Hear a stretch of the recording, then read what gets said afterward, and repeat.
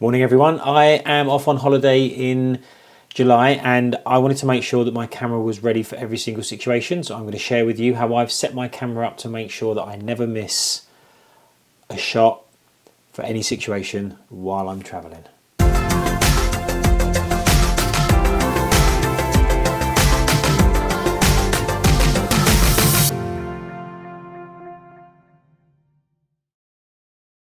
So hello, good morning, good afternoon and good evening to everyone, no matter where you're watching from. Welcome to the channel. If you are a returning visitor, then it's good to see you, and if you are new to the channel, then okay, the battery ran out on my light.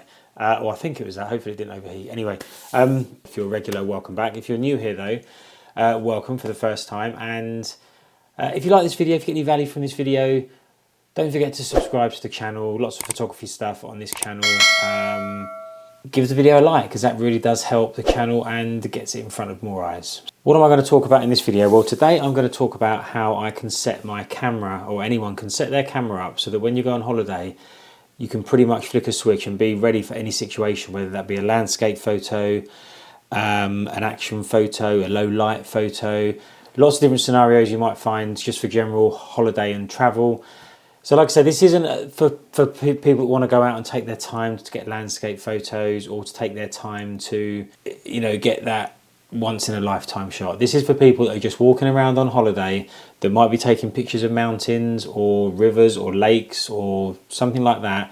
But then maybe you see something happening where you need a faster shutter speed, an animal in motion if you're on a safari, or I don't know, your children playing around and they're jumping off swings and slides and stuff, and you want to freeze the action. Or you're walking around somewhere taking pictures of the mountains and the lakes, and then you go into a darker area where you then, the settings that you might have had for the landscapes will not work inside. And you also don't want to be on full auto, because you're not going to get any settings that are going to be right for any situation there, because the camera is going to do what it thinks. So this is a way you can use the custom modes to set each mode, one for travel, for example, one for walking around, one for action and one for low light. They're the three that I use. I do it in that order with C1, C2 and C3. And I do it in that order because it's spelled W-A-L, wall. And I always use C1 the most, which is to walk around. So C1 is W, C2 is action, and C3 is low light. So what I'm going to do now quickly is I'm going to jump into the camera itself, which is the camera that I'm using here. So while I'm showing you in camera, I won't be talking to you because the quality on my other cameras aren't what I like. So basically going to show you how I set it up, very roughly the settings that I use. Won't be suitable for everyone, works for me. You keep hitting my microphone. Works for me. Use the settings that you want. But this is what I use, but you can adapt this scenario or this idea to your own style and to your own photography and to the own situation that you find yourself in. So that's this ramble done. Let's jump into the camera now, and I can record the screen that's on my camera so that you can see what I see as I'm talking about it. I hope you find this useful.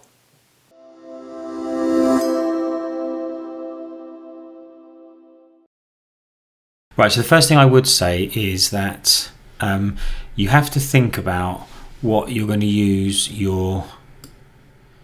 You have to think about what you're going to use... I've just turned the microphone down. You have to think about what you're going to use your camera for. What type of photography do you want to get? My three scenarios are walking around, action photos and low lights. That's what I use. So basically what you do... I'm going to go to this screen here, which is just a picture of my desk.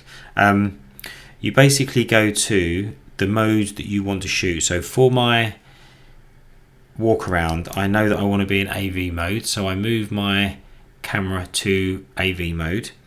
I can then set up what I need to set up in here. So I'm going to have an AF method of 1.AF, so it's just in the middle of the screen. I want to be in one shot. I don't want to be in servo. I shoot in RAW. My drive mode is just single shooting. I don't need to do high speed continuous or anything like that for this. I have it on, oops, wrong button. I have the metering mode on evaluative metering, so it captures the whole of the screen. And there are lots of other settings that you can set up as well, but they're the principal ones for walking around. AV mode and these settings here. Once you've done got those settings, all you need to do is go to the menus again, and you come along to the menu or the options that saves your custom shooting mode. So in this instance, I know that it's the spanner menu and it's option 5.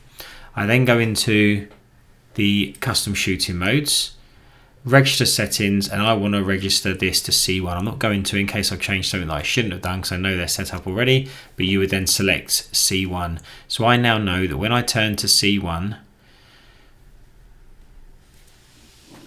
I'm going to have 50th f5.6, and all those settings are going to be set up. So for example,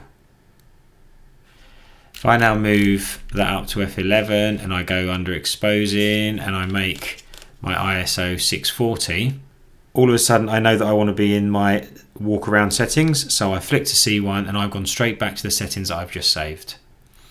The second one that I use is for action, and again it's totally up to you what you use them for, but for action I use C2, so I will go into shutter priority. I want it to be on f800, excuse me. I want the exposure compensation in the middle. I'm going to come back down and have auto ISO again.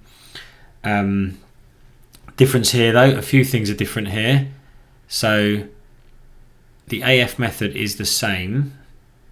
I want the one shot to be servo now, because I might want to be tracking animals or tracking children or cars or birds or whatever it might be.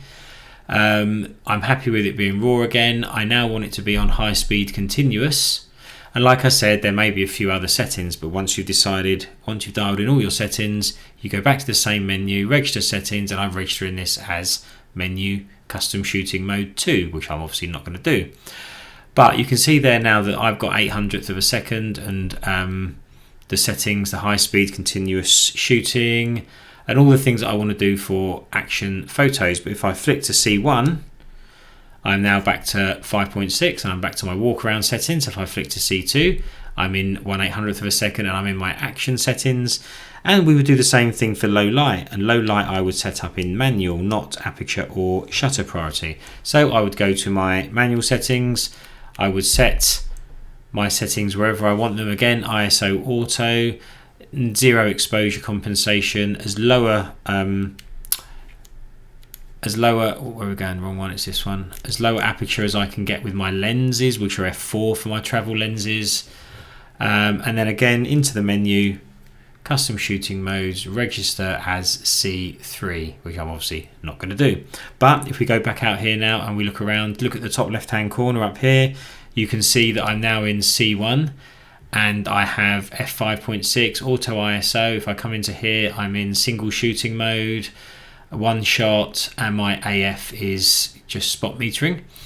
And if I then flick it to, so that was walk around, if perfect for me, the landscapes, cityscapes, just general walking around taking pictures of things I like the look of. If I then move to C2, because I've seen my son mucking around and doing something fun, or I've seen a bird or an animal or a speedboat or something like that, I can do that, and I flick to C2 and I have now got 800th of a second. And if I go into the settings here, I'm in servo mode to track any moving subjects, and I'm in high speed shutter. Or all of a sudden I walk inside to a dark museum or into a restaurant or something and I want to take a picture of the bar or the hotel lobby, I can flick to C3 and I'm in low light mode, which is a 60th of a second, and single drive mode, one shot, and single point 1 point AF. So that's all I need to do. I've set up my 3 options, one for walking around, C2 for action, C3 for low light. I can remember that because I know in my head that it's wall, WAL, C1 being the most popular one that I use. You could have done any acronym you like, but that works for me. That is a really simple way of how I set my custom functions up for holidays and travel. Now back to me and away from the camera screen. So that was it. I hope that makes sense. Like I say, I should plan these videos a bit better because I do find myself mumbling through them. But just really to simplify, you set your camera up in the priority mode you want, shutter speed, aperture, whatever. Dial in all the settings as if you're going to shoot that subject. Save it to C1. choose what your second option is going to be. In my case, it's action. Dial in all those settings in your relevant mode, whether that be manual or shutter priority. Save that to C2. Do the same for low light. Save that to C3. And then when you're walking around, you can just... are you hearing me? Okay. Well, hopefully you were hearing me okay. So what I was saying, yeah. So even though you have those three options set up, and you've got C1, C2, and C3 with your main setups for what you're going to be photographing, it doesn't mean you can't shoot. You can't change the settings. So if you're shooting action at 1/800th of a second, turn it to C2 or whatever. But then you realise you need 1/2000th of a setting, or perhaps 1/800 is too much or too fast. You can just turn the dial and come back down to 600th or go up to 2000th of a setting or whatever, whatever setting you think you need for that situation. But at least you know you're starting in the right place and all the other settings are going to be good, and you just have to tweak that one setting. Likewise with low light, you go to low light mode. Maybe you don't need to be down to 1/60th. Maybe you only need to be down to 1/80th or 1/100th of a second. A couple of clicks, but it saves you having to rechange everything, including the servo modes and the tracking modes and things like that. Set it up as you see appropriate. So if you feel the need of changing it while you're in there, do it. This isn't going to be for pros. This isn't going to be for somebody that is taking their time over a landscape photo and they've got to look at the lighting and their subject, and do they need a slow shutter speed for to blur water? Do they need a slightly higher shutter speed because it's a bit windy and they don't want trees moving or stuff like that? This is just for walking around on holiday, so that you are not wasting your holiday time fiddling around with camera settings, annoying your wife, and you are just in the holiday mode. Flick, flick, flick, you know, take a picture, fast shutter speed, take a picture. I'm in a low light now, another's flick, low light mode. That is what this is for. This has worked well for me in the past. I've never done it to this extreme where I've set up all three of them with these three things in mind, but I wanted to make sure that the holiday we have this summer, I'm ready for anything basically, because who knows when we're going to have a holiday like this again. Off to the Rockies in America, bears, bison, mountains, lakes, waterfalls, Yellowstone National Park we're going to. So I just want to be able to enjoy it and not waste too much time on the camera.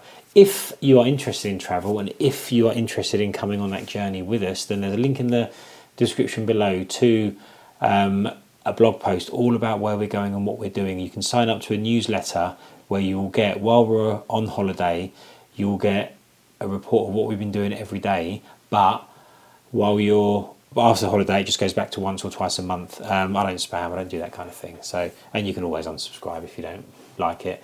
But have check that out. You might like to follow along, see the photos, see where we're going, see what we're doing. All I've got left to say is thank you for watching. I hope that was useful, and if it was, don't forget to give us a thumbs up. Give us a comment down below if you've got any questions, or you can suggest anything better than what I'm doing here, because I'm always willing to pick up tips from others as well. And yeah, give us a like on the video. It helps the channel a lot. It gets, the more people that say they like it, the more YouTube powers that be will put it in front of other people, which for me, cover my microphone, which for me I will be internally grateful for. So until next time, thank you for watching. See you in the next video. Have a great day.